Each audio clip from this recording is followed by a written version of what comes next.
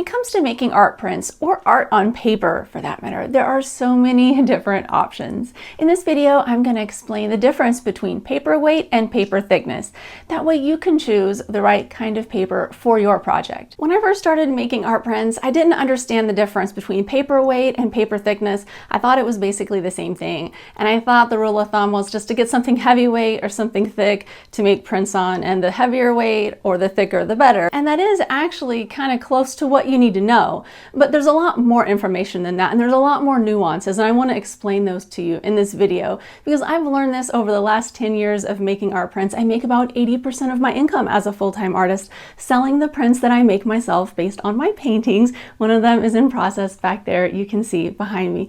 But the thing is that there's a difference between thickness and weight when it comes to paper. Weight is measured by GSM most often, so grams per square meter, and thickness is measured by MIL or mil. Now, like I said before, when you're making art prints, you want to get as thick of paper as you can, but the thing is that the thicker the paper you go, or the heavier the weight the paper, the more expensive it is. And so this is why it's so important to be able to know the minimum thickness and the minimum weight that you need to be able to produce a premium quality print, because this can save you huge amounts of money. And so what I've discovered over the years is the lowest number of thickness that you want is about 9 mil. And so anything lower than that will be closer to the thickness of copy paper. So if you see some sort of papers out there that have like 5 mil thickness, just skip them completely. This is my Epson Premium Presentation Paper Mat. I love this paper for prints that are 8.5 by 11 inches and smaller. You can see here on the box, it has exactly what all the sizes and thicknesses are. So it's 9 mil. So that is the minimum thickness that you want for making art prints. And it's 165 GSM. So this is a decent weight paper for smaller prints. If you're looking for matte papers, the next size up is the Ultra Premium Presentation Paper Mat. I use this for all of my prints, size 11 by 14 and larger.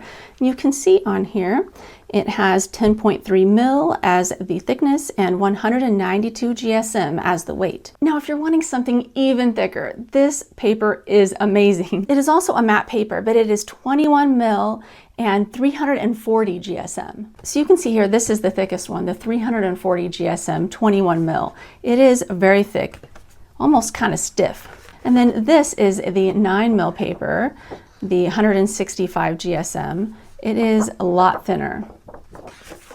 I mean, you can't even get this to hardly ripple around when you're bending it, but this,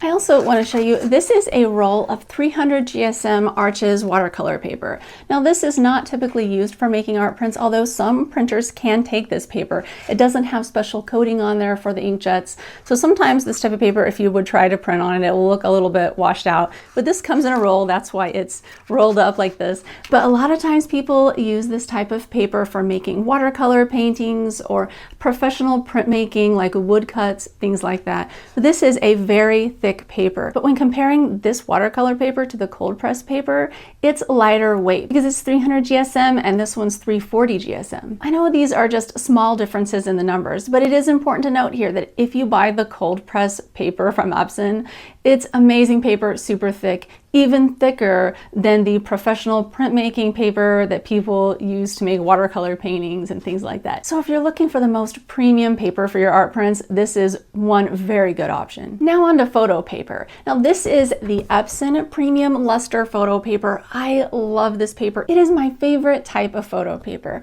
I love this stuff. It's 240 GSM and 10 mil. So it's the right amount of thickness and it's a decent weight. You can tell it's not quite as thick as the cold press bright paper that we talked about earlier, but this is really premium. It's completely encapsulated in a polyethylene coating. So what makes this nice is that if you are going to have prints that are in frames and you're going to take them out to art fairs, this paper is good because it's not going to ripple up and buckle due to humidity changes as easily as the other matte papers will. But what I do want to emphasize here though is if you go with the cold press bright, that really super thick paper, it also will have some staying power when it's out at an art fair, it won't buckle quite as badly. But what I've found is when comparing the luster paper versus the cold press out at an art fair in the most extreme conditions that you can put paper through, this luster paper performs a lot better. And so that's why whenever I'm making something to frame up and hang on my wall at an art fair booth, I always use Epson's luster photo paper. I think you could use their glossy photo paper as well, but the thing is I don't like the glossy because it's just a little bit too shiny and reflective.